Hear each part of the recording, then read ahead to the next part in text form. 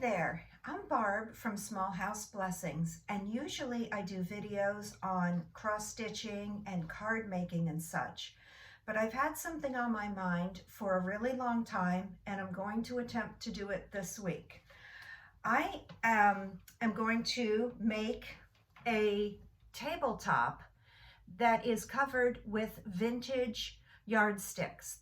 And I'll tell you a little bit about how I got interested in this and where my yardsticks came from and how I'm going to do it and how other people do it.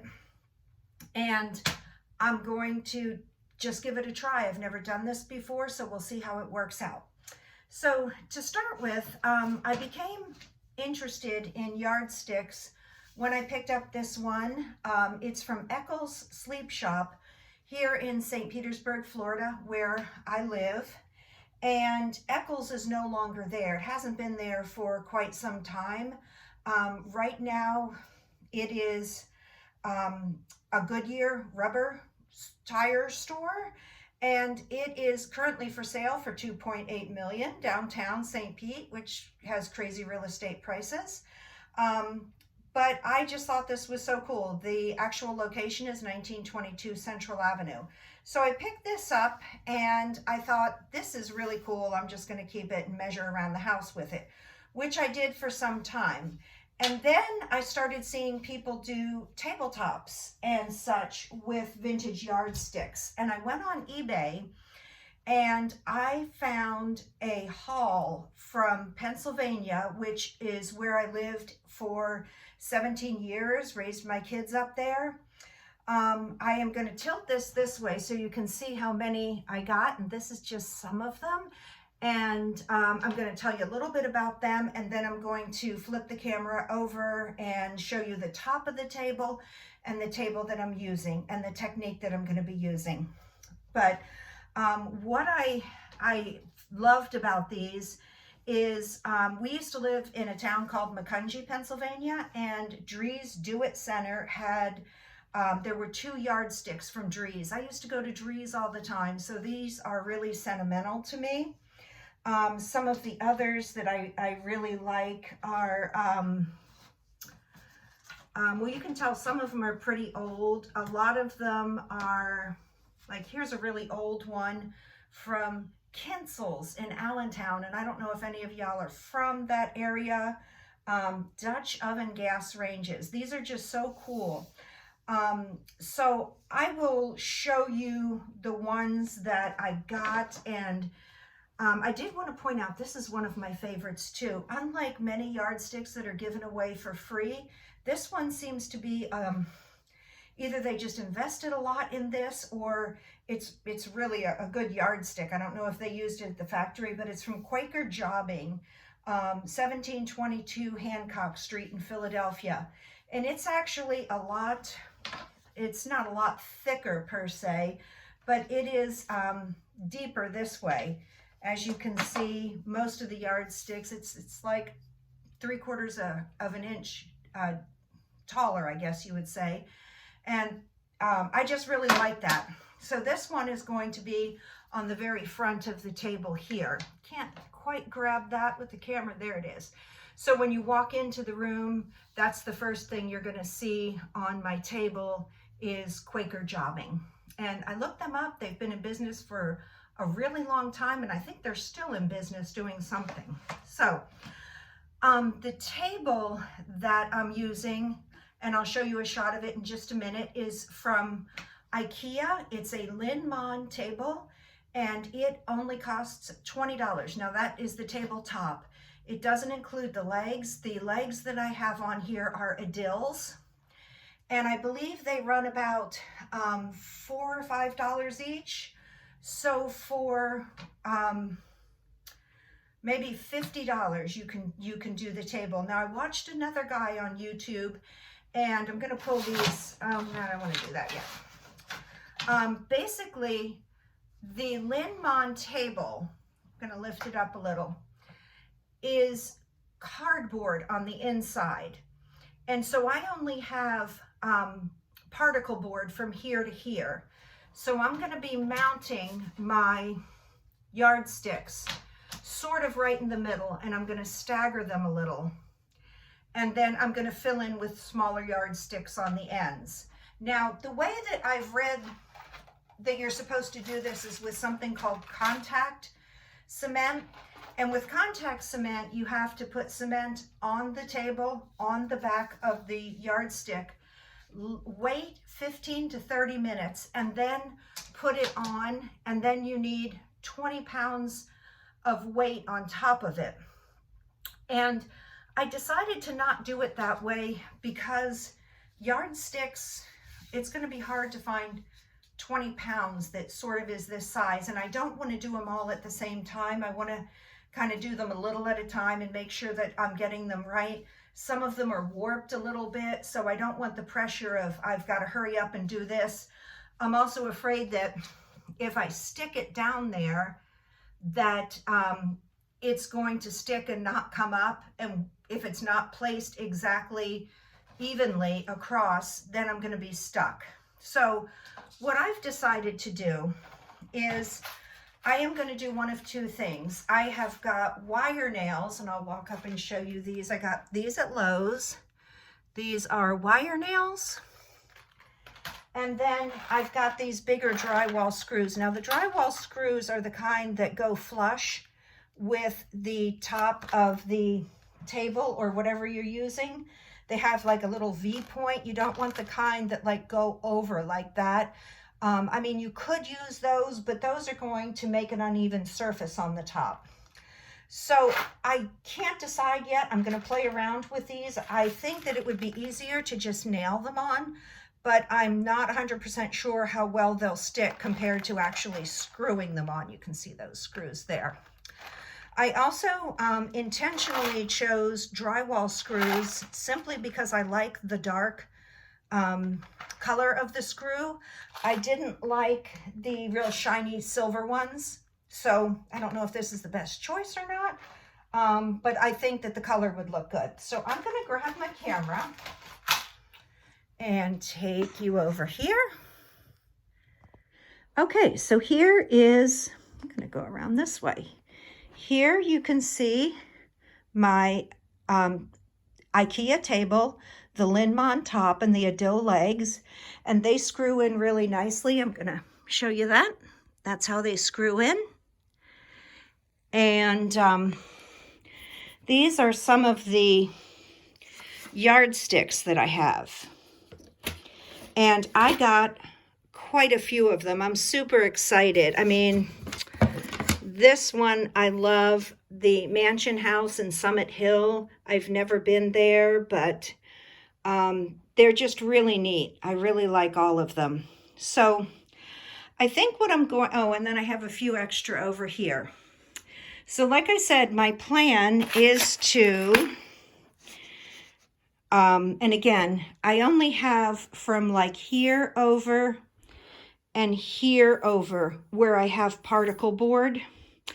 Another reason that I decided to use the screws and or nails is because these Linmon tables sometimes can, I had one that the edge here started to rip off a little bit, and I didn't want to adhere things to the top of it only to have the veneer start to come off. So I figured if I start by screwing or nailing them down, that's going to attach to the entire table. So I'm not going to film the whole thing. I'll just pop in as I go and we'll see how it goes. Okay, well, here is the first yardstick that's been nailed on the side, and it was so easy to do. I'm so glad that I chose the nails. Now, the table is 39 inches, and of course a yardstick is 36. So what I'm going to have to do here is take another large yardstick, and so sorry I cannot find my tripod at the moment, but I'll just hold this up and then explain what I'm going to do. Even though it's a yardstick, I'm never going to remember that it's 3 1/4 inches here. So I am going to take my Sharpie and mark it, and then I'm going to use a hacksaw and saw that little bit off and nail that on. So that'll be step 2. Okay, here I am in my respirator mask. I'm really weird about getting particles of junk in my lungs, especially old stuff. So if you attempt anything like this and can wear a respirator or at least some sort of mask, that's the best thing to do. So let me flip. Okay, here I am. I tried to make the cut across like this rather than starting here, because when you start here and then work your way this way, it has a tendency to go to the left or the right. So I started right like this, and I'm going to try to continually make my cut like this. I'm using a hacksaw because I want a very fine edge, and I don't need to do it quickly.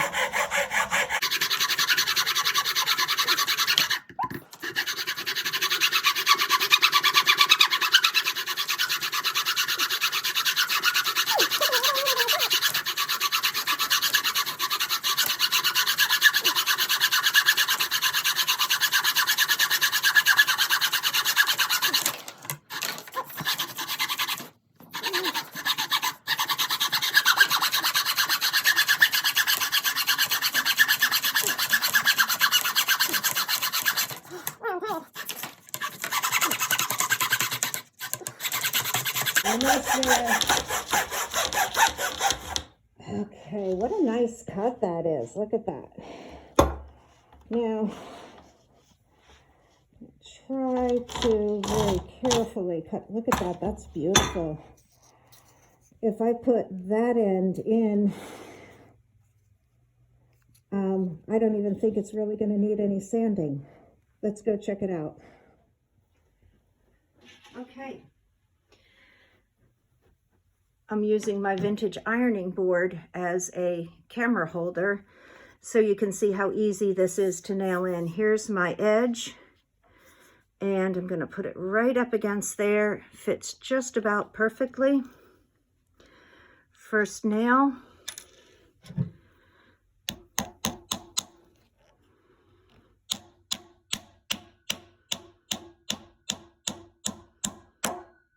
And it feels really sturdy. Now, as you can see, that's not even right there, but with one nail, it's still movable. And I'm going to scoot that up, except that that's very tight right there. So, oh no, I can actually do it. That's perfect. I'm going to put my second nail in. And I know these nails don't look the greatest, but because the entire thing is vintage and some of them are a little damaged anyway, I didn't think that the nails would make that much difference. I think that that can actually add to it. So here, get my hand out of the way, is the very first starting point. I've nailed that on and cut the small one. And I'm going to flip it up, back up a little, and there we have it. That's where I'm going to begin with. I'm not going to show you each nail or each saw that I do, or the nailing either. But you kind of get the idea. Now, the next step that I'm going to do is I'm going to take the yardsticks and line them up and try to put them in an order that I like. Now, the reason that this yellow tape is on the table is when I make tabletop videos, if I'm making a card making video or a cross stitch video, my camera only goes to here. And sometimes my work is out of this line. So that's really cool that I actually have some of these. And I'm going to use a color. I think I really like this Mansion House one. And instead of having a yellow piece of tape, I'm going to strategically position a colored yardstick there so that I know not to take the work that I'm shooting out of this line here. So I'm going to get started and I'll be back and show you how it's going. So the first problem that I encountered is right here. You can see the wood started to split. I tried to put the nail right in there and I noticed it starting to split. I think part of the reason is because of that cutout hole where it would have been hung as a yardstick. So what I did is I drilled a hole, and I'm going to use this rusty old screw and washer and just secure it on top. And here it is. That worked perfectly. I used the oldest, rustiest stuff I could find because that's kind of the look that I'm going for with this piece. I didn't want something really shiny and new. Thankfully, I had two things that worked perfectly. And now I'm going to turn it right side up and get started on the top. Okay, before I go any further, I wanted to point out a couple other things that I did wrong and why I'm doing it this way. And regardless of what project you decide to make, if you decide to make a yardstick or ruler project, a couple things to keep in mind. I wanted the front to be all yardstick, but I failed to put the sides on first. Therefore, the ends show. That's not a big deal, especially with a project this big. But if you were making like a little planter, which I've seen people do so many cute things with yardsticks and rulers, you just might want to keep that in mind. So the reason I did the edges first too, and this is another thing if you decide to do a project like this, grab a few of these, is I didn't want to do the top first and then have the edge showing. I wanted to do the edges so that when you look at the top of the yardstick, you will see just solid yardstick. Now I think I'm going to have a little bit of trouble because I know like this one bows a little bit, and I may be able to nail that in place. But the next step that I'm going to do is I'm going to choose the yardsticks that I really want to use, place them on the table the best I can, and then when I feel comfortable with that, I'm going to nail them into place, and then I'm going to cut other yardsticks and put those on the edges. I'm thinking so far that's the hardest part, even though they're just little bits of wood. Cutting these yardsticks is the hardest part of this, really. So if you can get a 36-inch table, that would be perfect. So I'll be back as I show you my progress. Okay, so I've gotten to the point where I have lined up my yardsticks in the order that I would like them to be on the table. I wanted to point out that not all yardsticks are the same thickness. In fact, I can even feel that this first one's a little bit thicker. I've got the thicker ones back here, and it is kind of nice to have the thinner ones all together so that if you set a drink or something on top of it, it doesn't wobble. So I'm feeling along here, and right here is where they get a little bit thicker. And these are all about, whoop, there goes one. These are all the same thickness. They're a little bit thicker. So I could put like a table lamp back here, and we can still have some drinks and some pictures or something up here. So I'm really excited about this piece. I think what I'm going to do is I'm going to start by nailing the first one down. And this is another reason that I didn't want to do the contact cement, because when I nail them down, like you can see that that edge touches there and that edge touches there, but in the middle there's this gap, and I'm going to try to, once I nail the first one down, kind of push, whoop, well, doesn't work real well, using both hands hopefully, push them together a little bit. I think the wood will bend just a little bit so that I'll be able to get a straighter edge there, and hopefully I won't have any splitting. So that's my next step, is to nail them down. And then these are the extra yardsticks. I wasn't as crazy about the ones with color, and some of them are really, really dirty. Isn't that cute? I love how old that is though. But then the next step after that will be I'll have to come in here and like to the best. In fact, I think what I'm going to do is nail them down and put these, I'm going to try to extend them rather than nailing them all down. I'm going to nail one down and then find a filler, go to the next one, find a filler over here.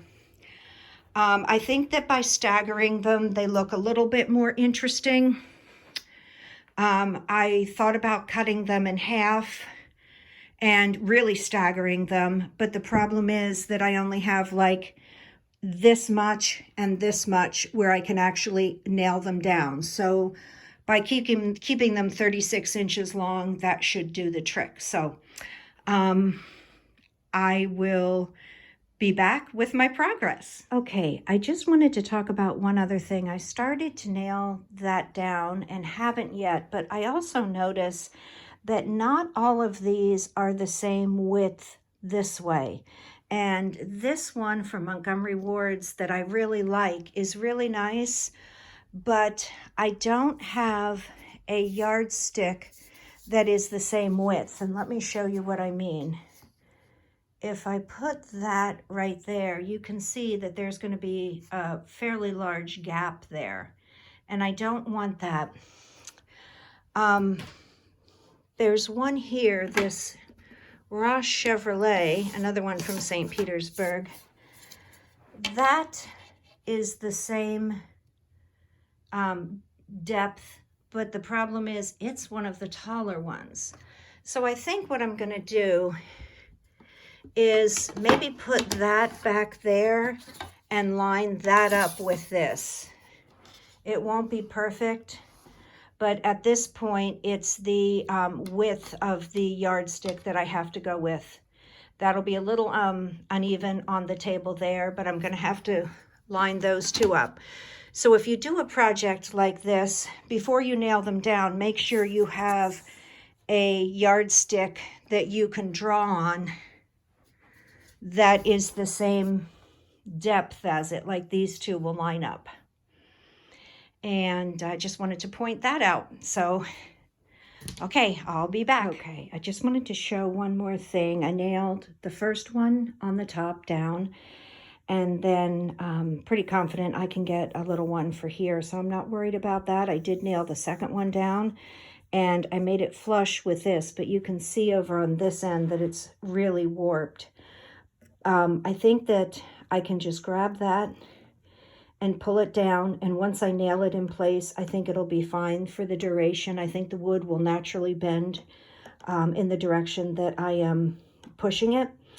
I did want to also say that this first one, I was able to put a nail in the middle here because around the border of this table there is reinforcement, but in the middle there's not. So I wouldn't be able to really nail something in the middle. I have to nail at the ends if I really want it to grab and stick. So here I go. Okay, so I'm out in the garage right now with my husband, the cameraman. Thank you so much. And I wanted to include that I am having to sand these down a little. Sometimes the edges are a little jagged and it just takes a minute. This one I'm going to have to sand a little bit more because it's like a 1/16 of an inch too long. So I'll just show you that process.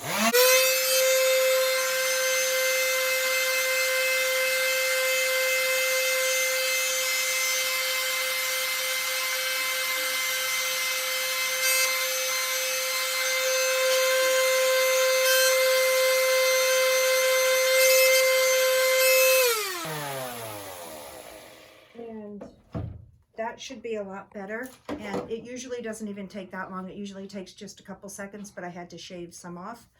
So I just wanted to fill you in that that is part of the process. So thanks. Turn it off. Okay, I wanted to share with you a mistake I made. I mentioned earlier that you have to watch the width of these, and I went ahead and nailed this down only to realize I didn't have a companion to it. And the thing that I just sanded was close, but I realize if I put it there, that's going to leave a pretty big gap, and I don't really think that I'm happy with that. So I am going to pull this up. I also wanted to mention that I thought I had a strip underneath of this that was a hard particle board, but it seems like the particle board is just like here and here. Leave it to IKEA to not use more than needed. So when you're nailing these down in the middle, you're in essence just going through the laminate right into nothing but lightweight cardboard. But I still think this table is going to be okay. It's a flat surface. I don't know if I would do that on a side surface, but I wanted to show how I'm just going to be able to pull these up. And you can see how it does take quite a bit of effort. I don't think they're going to fall off, but yeah. So that was my first big mistake. Again, this is just too wide to find a companion piece for it. So anyway, I'll be back. Okay, I wanted to interject here a really cool story. One of the things that I love about working with vintage items. This yardstick was one that came in the lot that I bought from a guy in New Jersey. And it's broken here, and this end is cut off at like 5 inches, and just something that you would think you wouldn't really use. But I noticed here that it said telephone 97 or 98, and I thought, I've never heard of a 2-digit phone number. And my husband Googled it, and he shared a story that someone shared online that they lived in a small town in Pennsylvania in the 1950s, and they actually had an old switchboard where you would call the operator and tell them the number that you wanted, and it was a 2-digit number for her small Pennsylvania town. And this one is from Washington, New Jersey, which is just over the Pennsylvania border, not too awfully far. I've been to Washington. And I just thought that was really cool that at the time this was made, which was 1955, it came from a Chevy dealer, and that it actually dates back to when someone would have used a switchboard. It's actually starting to split. You can see that a little bit, but I'm thinking I'm going to use it. I think I'm going to put a nail in the top and the bottom rather than just in the middle and cut off part of it. But I just wanted to share that because I think this is so cool, and that's why I love working with things like that. So I'm about a quarter of the way done, and I'll be back when I've got more to show you. I finally finished my table. It's right here where it's going to be placed in the guest room, craft room of my house, and I am so excited about it. I'm going to the only thing I have left to do is to shellac the top. I actually was reading today about the difference between shellac and varnish and polyurethane and everything. And before I show you the finished product minus the shellac, I'm actually going to talk to you about what I'm going to be using for the shellac and why. I have chosen to use this Behr. It's interior exterior high glass enamel, and it just says at the top here deep base. The reason that I chose to do this is I was using it for my front posts. When I bought it, I thought that I was buying white high gloss paint that was exterior quality, and what I actually got is something that's clear and it goes on more like a shellac or a varnish. It's shinier than I really wanted, and I've been toying with the idea of, do I want to use this or do I want to buy something in a more matte finish? And I think that I'm going to use this for the simple reason that to buy something new is going to cost at least $15, $16, if not $25 for a can this size. And in this economy, I can't really justify spending that extra money right now. I have a product that will do the job, and I actually think it'll do the job really well. As I take you over there and show you the actual tabletop, you'll see where the ruler, where the yardsticks come together, there's some gaps, and I want to be sure to fill those in. I'm hoping that this will serve as sort of a glue to kind of hold it all together. It is in the guest room, and I know that people are going to be putting drinks on it and stuff, so I really think that that's more important than keeping it as a flat finish. If I had both cans, I would definitely choose the flat, but I just can't justify the extra $25 when I have a product that'll work. I'm going to open this up and show you what it's like. And I was also thinking that, you know, as citizens of Earth, we need to kind of be responsible for how much junk we buy, and especially junk that is like potentially going to be in a landfill. And I want to be responsible with that. So, thought I was all ready for this video. Let me just show you. As you can see, it almost looks like paste or putty, and I'm just going to stir it with this so you can see it. Can't find my brush right now, but as you can see, it's white and it's very thick, and it goes on and dries very clear, but it is very shiny. But I think it'll be really good to keep those rings away from the table and ruining what's there. And I also think that's really important because I put a lot of work into this, and the yardsticks were a lot of money. I don't want somebody to put a drink on it and have one of them pop up. So this is what I'm going to be using, and I'm going to go over and show you the finished product from the top. Okay, so here is the finished tabletop, and I just absolutely love how it turned out. And I wanted to just quickly show you the process of applying this varnish.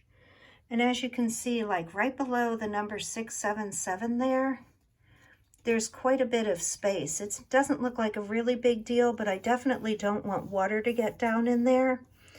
So that's why I've chosen to use this thicker varnish, because it's so putty-like. It just really fills in those holes, and I'm believing that it's going to also act as a little bit like a glue, not only for those areas, but for areas like up here, right to the right of 98, you can see where the yardstick on the right, this Ace yardstick, is a little bit more worn. And so I'm going to try to get that varnish in there.